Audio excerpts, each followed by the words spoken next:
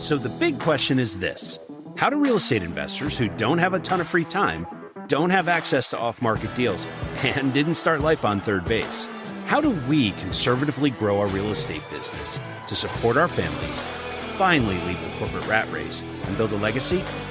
That is the question, and this podcast will give you the answers. I'm Ed Matthews, and this is Real Estate Underground. Greetings and salutations, Real Estate Undergrounders. It is Ed Matthews once again. Thank you so much for joining us today.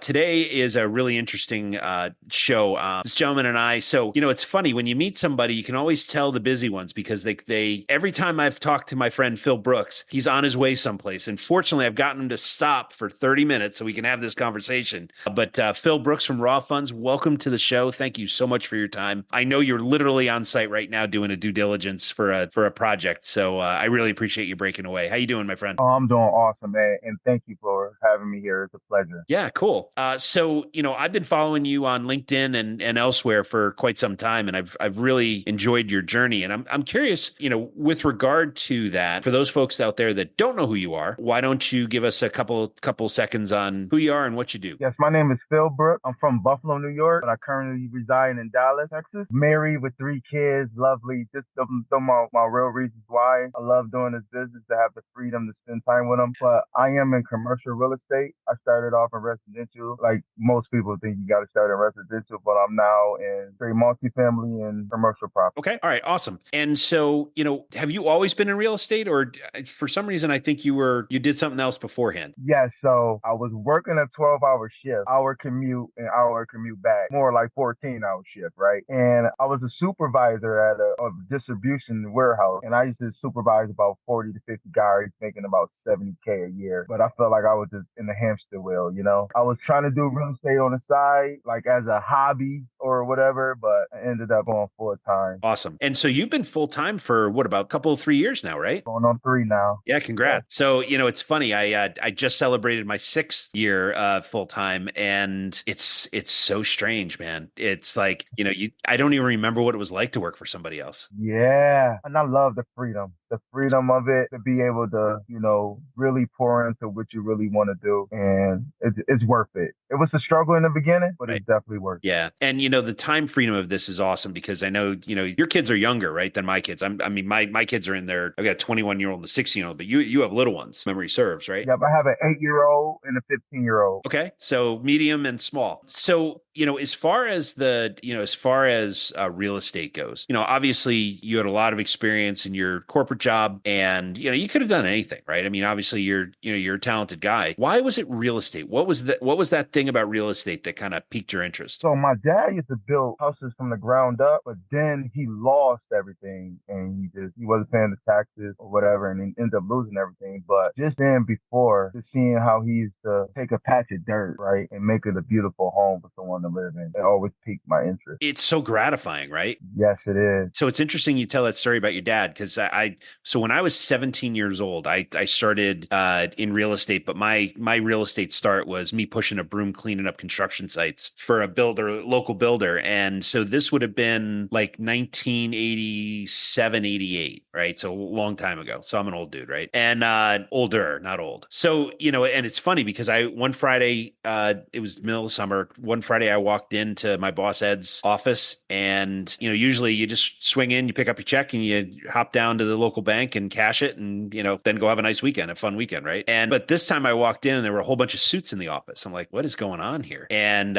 so next thing I know, the computers are walking out the door, the filing cabinets are walking out the door, and then poor Ed walked out the door in cuffs. And I looked at, I'm like astonished, standing in the lobby of this place. I'm like, what is going on here? And same thing, he hadn't paid his taxes, and he got caught behind. And instead of paying his taxes, he was using that money to keep the building business afloat, because a couple of key laws had changed and the tax situation changed, and those 30 houses that he was building, the demand dried up basically overnight, right? So he got caught. It's the old musical chairs thing. Music stopped and he was the one without the chair. And it sucks, because he is a good guy. I still know him, but yeah, I mean, the poor guy lost everything, and he's since built it back twice, and he bigger, better, and badder. But yeah, I mean, that it can happen to anybody, right? You gotta make sure that you gotta know your numbers, as I like to say on social media. So with regard to the types of real estate, obviously you sounds like you straddle a couple of different asset classes.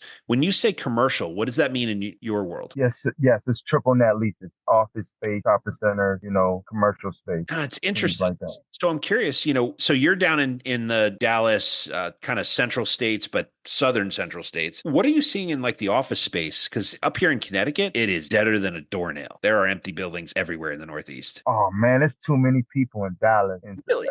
everything is filled. Man, Dallas is growing. You driving late at night. It's going to be a bunch of cars. You be like, man, where's all these people going? You go early in the morning. Like it don't matter what time of day. It just feel like so many people and cars on the road. Wow. Holy cow. And so when you're looking at triple net deals, right?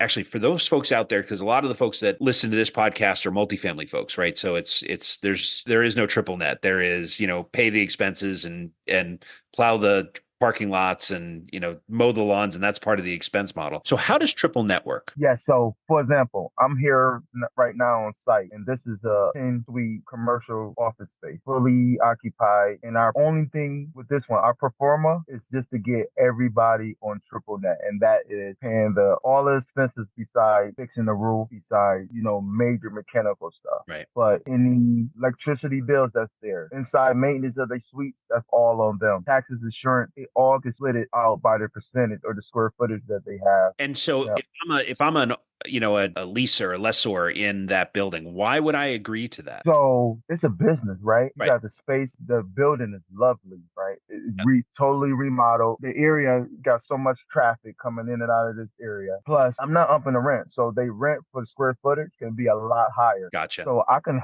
up the rent, or you could just pay your own maintenance if that come up. That's how it works. Pay Okay. pay your electricity and Yeah, stuff so it's a like that. value exchange basically. Instead of me jacking your rent up to cover that cost, if you just take it over, you can control that cost, and your rent doesn't change at least for the next X amount of years, right? So then you go in. So let me take this one step further. Then, so you go in, you're moving the entire building over to your paper so that they operate using your lease, so you can create operational efficiencies as well, right? Yeah, so I gotta wait till they lease come up, right? Once they lease come up, like so we got two coming up this year, two coming up next year. That will put us about 70% triple net. So I only gotta pay 30% of the expenses. Only reason I probably won't capture that other 30% in the next 10 years because we had a new lease signed last year before Right. acquiring it, and they signed a 10-year lease. So Good on them, bad for you, but that's okay, right? well, the good thing about it is their rent go up $300 a month every year. So you're going to make it back either way. So six in one hand, half a dozen the other, right? Awesome. Okay. So now I understand it.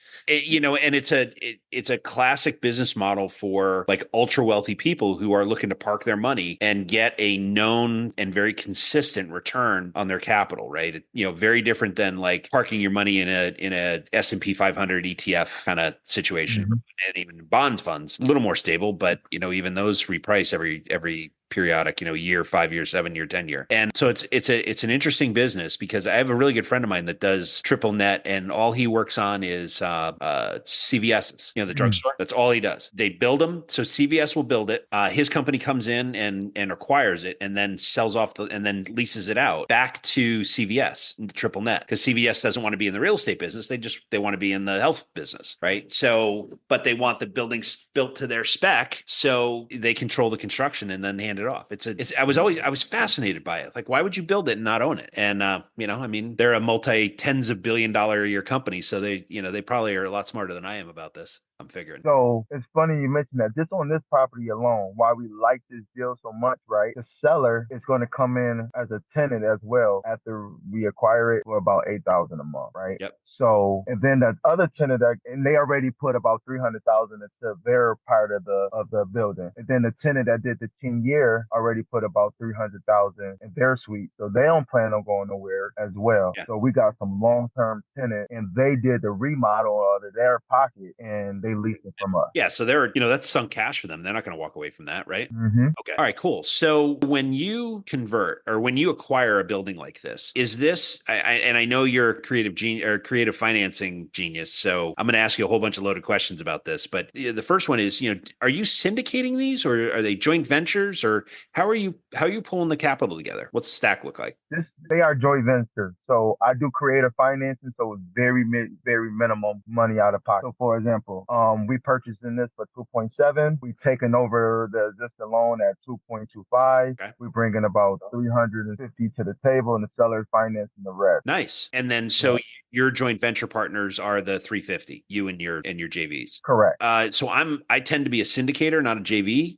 For depends on the deal, but that's just the way a lot of my deals shake out. So I'm curious about the joint venture thing, right? Because how do you manage all of those varying opinions when you're trying to run a business? So you're gonna have your twos and fews, right? But what it is every week I run a meeting with the property manager if it needs some construction and the construction manager and all the partners on that call listening to what's going on with the property. If we need to make a decision, we're making a decision together. It's gonna be a voting decision. And if we can't, I'm the managing partner. I make the final. But I like to leave it up to everybody to have their input on what's going on with property. So it won't just be my fault. We made it a collective decision together as Right. a business team. And most of the time they love it because if they can't even make the meeting, I have this fireflies that's on every meeting that would send them the Nice. transcript and the email so they can know what's going on Right. with the property. So far, I haven't had any major issues that couldn't be worked out. So it's just a matter of communication. Yeah, of And course. understanding. It's communication is the basis of everything, right? It's, as long as everybody understands what's going on, you can usually work the problem if there is one, right? So I'm always curious about how you find your investors. Most people start with friends and family and then friends of family and then expand from there. What's your strategy? Stay with us. We'll be right back. A motivated seller just filled out your web form. If you call back within 5 minutes, you're nearly 4 times more likely to get that seller appointment. But delay your follow-up by even just 10 minutes? Forget it. You're toast. Ella Vista Connect calls that lead back in 60 seconds, qualifies them, and schedules your meeting. Find out how much slow follow-up is costing you. Free calculator at ellavista.com/underground.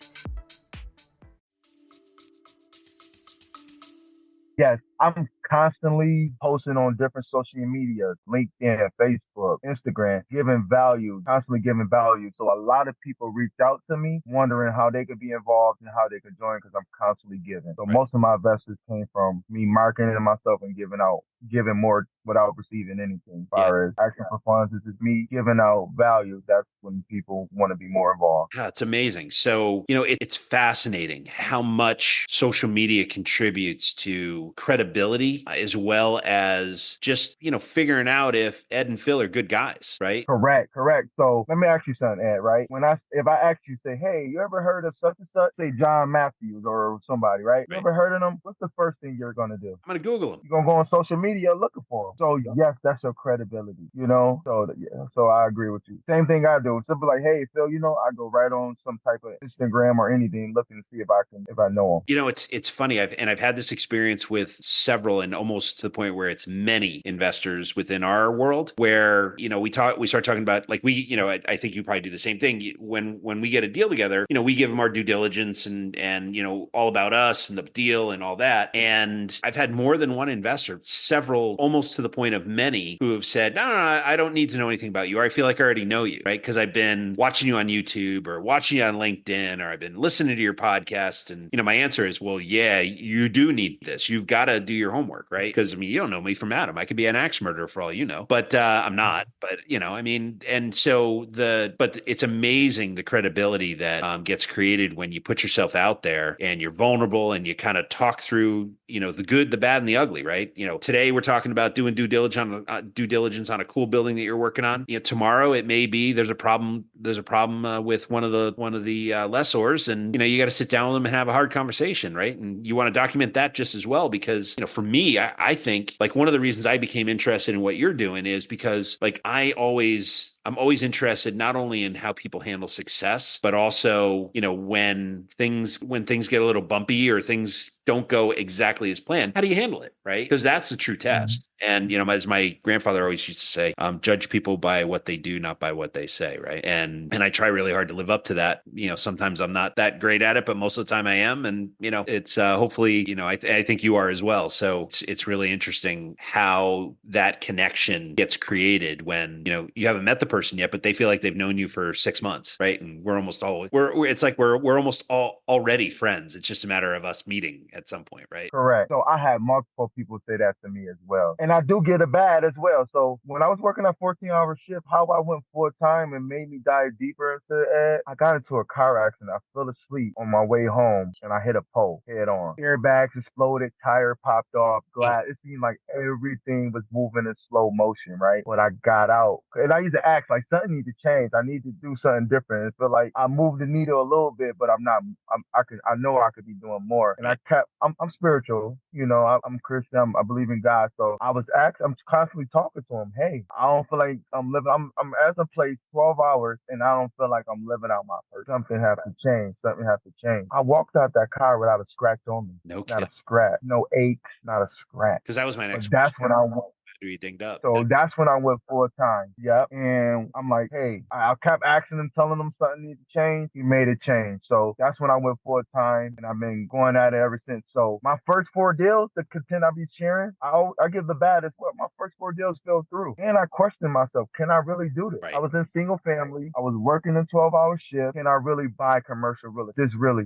And it fell out because of due diligence. I lost earnest money, but I learned from it and I didn't give up because I heard an episode on the Ed Milet show and he was interviewing the guy from Sustain Your Game. And he said, if you was asked to build a brick wall and didn't know how to do it, but you lay that brick precisely where it goes and the next brick lay that with precisely where it goes, eventually you're going to have that brick wall. Right. So it was about living in the process because I just asked God. I'm like, now I feel like I'm questioning God. I just asked him to change something. He showed me something and I'm almost there. And why not keep pushing through? Yeah. And that's And that's how we having this conversation. you talking about Alan Stein? It was Alan Stein. Yes, it is. So I have not read his book, but I'll make sure I have. I know several people have been telling me to read it, so I'll put that in the notes, and I'm going to read that book now. You've given me the push I needed. Yeah, it's. I watched. I was just telling somebody this story not 2 hours ago. It's funny you mentioned this. It's like the whole concept of being unstoppable, perseverance, and doing the right things and laying those bricks, as Alan says, so that by the time you get to the point where you're ready to succeed, the foundation is already there, right? And then there's the next step of that is I recently become a huge fan of Tom Bilyeu. Are you familiar with him? Tom. So Impact Theory is his podcast, and I saw him speak at a conference I was at a couple weeks ago. And the thing that he was talking about in terms of being unstoppable is recognizing that we are biological beings, right? And we are in the middle of a biological experience. And so when things go well and the dopamine's firing and all this good chemicals are flowing through your brain, you're experiencing that. It's just a chemical reaction. And likewise, when things don't go as planned, you're feeling that stress and the cortisol's firing and you're either frustrated or anxious or depressed or angry or whatever. Again, it's just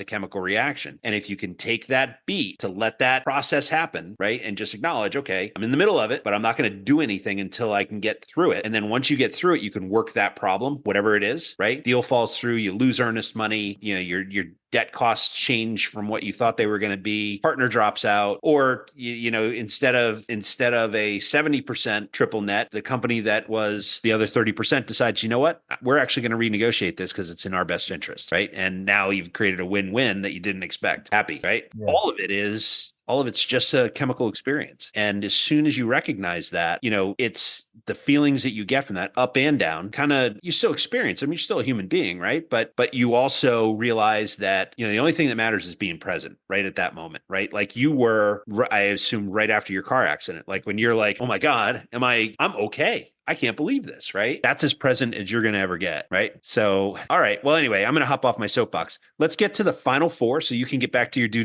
diligence process, and then we'll go from there. So do me a favor, Phil. Finish this sentence. My purpose is... serve as many as I can. Love that. Second question then. What is the best advice you ever got, and who gave it to you? The best advice I ever got was, I won't say it's one of the things that stuck out to me, why I'm out and why I'm in commercial real estate. My goal was to buy one house a year for 10 years, have 10 houses. And I met a guy that said, Phil, it takes just as much time to buy one building with 10 apartments in it as it do to buy one house a year. So why just go for the, why not just go big? I love that advice. I got the same advice not that long ago. You know, it's so easy to get comfortable, right? So I'm curious, who was that guy? Oh, he was a mentor of mine back home in Buffalo, New York. His name is Keith Kanazi. Cool. He was flipping about 20, 30 houses. He owned a bunch of real estate. Well, all right. He was just acting. All right. Third question. So leaders like you and me, we tend to be readers, right? Obviously, you know, you've already proven that given the Alan Stein, you were listening to him.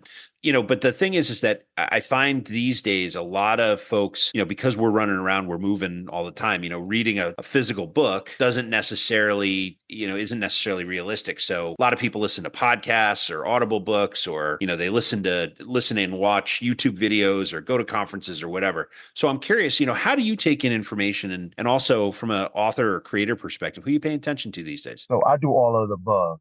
I go to conferences, I listen to podcasts, I listen to audio books when I get the chance, and I actually sit down and physically read a book, you know. So I do all of them. It depends on what I'm doing at that moment, but I'm always trying to grow in different. I love self-development books. I love books because books that improve me. I only could be better from anything that I'm doing. So I always try to work on myself before going into it. So yeah, I could read a business book and I take it in. But when I read stuff that helps me, that build habits, that is going to let me read that book, or it's going to tell me to turn on that podcast and things of that nature, and I apply it, that's when I love reading books and getting self-development. So who are you paying attention to these days? What are you reading? So I'm going to give you 4 books that I love. I probably read 3 times because I always get something new every time I read them. It's going to be Think and Grow Rich, Napoleon Hill, and My Let, The Power of One More, Jim Rohn, Days That Turned My Life Around, and Robert Kiyosaki. Just a book that changed my life. Robert Kiyosaki, Rich Dad, Poor Dad. I read 2 of those books every January, every year. I've never read Ed Milet's book, but I'm well aware. I do know the concept. I know the concept because I was an athlete, right? So it's, you know, in the weight room, you do one more, right? And then do one more, and then one. But, and I think that's conceptually what he's talking about. But so our team will make sure that all of those books, including the Alan Stein book, will be in the notes,